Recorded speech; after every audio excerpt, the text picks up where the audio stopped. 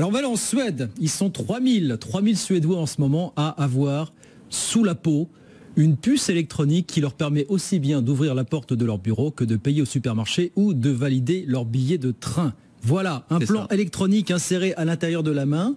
Ouais, entre le pouce et l'index. Exactement, et qui vous fait la carte bancaire ou la clé, comme voilà, vous voulez, quoi. Exactement. On n'a plus besoin de se trimballer avec son smartphone ou avec sa carte bancaire. Tout est fait avec cette petite puce électronique qu'on implante. Alors c'est une... Ça fait pas mal. Non, alors ça pique un peu, disent ceux qui l'ont fait. Ça pique un peu, disent ceux qui l'ont fait. Mais enfin, c'est une petite piqûre, ça prend vraiment 30 secondes. C'est une opération très rapide.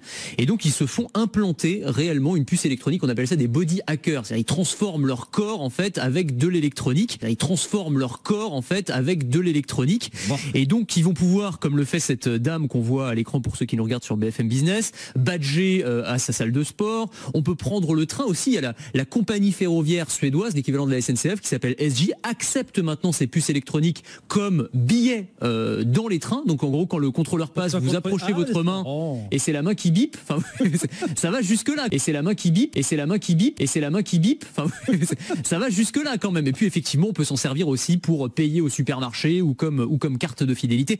Ça va très loin quand même. C'est vraiment, ces body hackers, c'est une frange très fine de technophiles qui sont prêts comme ça à aller donc quand même s'injecter. Ils sont pas des volontaires, c'est pas une expérience transitoire. C'est fait, c'est plié, c'est... Ah oui, c'est fait. Voilà. Enfin, ils sont volontaires. Hein. Oui. C'est évidemment, on les a pas forcés à mettre cette puce. On va pas leur retirer dans un mois. On va pas leur retirer dans un mois. On va pas leur retirer dans un mois. On va pas leur retirer dans un mois. Alors on peut la faire retirer éventuellement, mais enfin. On peut se poser la question quand même de l'intérêt que ça représente aujourd'hui. C'est-à-dire, est-ce que ça a une vraie valeur ajoutée?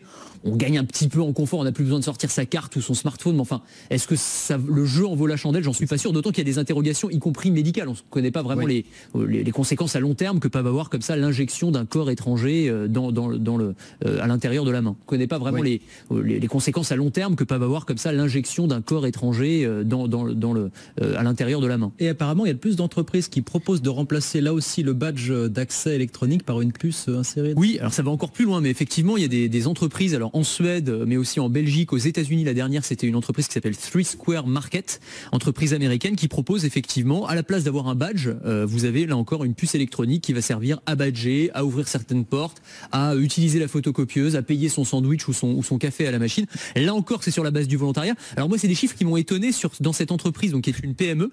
Il y a 80 salariés auxquels on a proposé cette puce et il y en a 50 qui l'ont accepté. Je trouve ça énorme. Je pense pas que si on proposait ça dans la rédaction, il y aurait 2/3 des personnes qui accepteraient. Donc ça m'étonne beaucoup.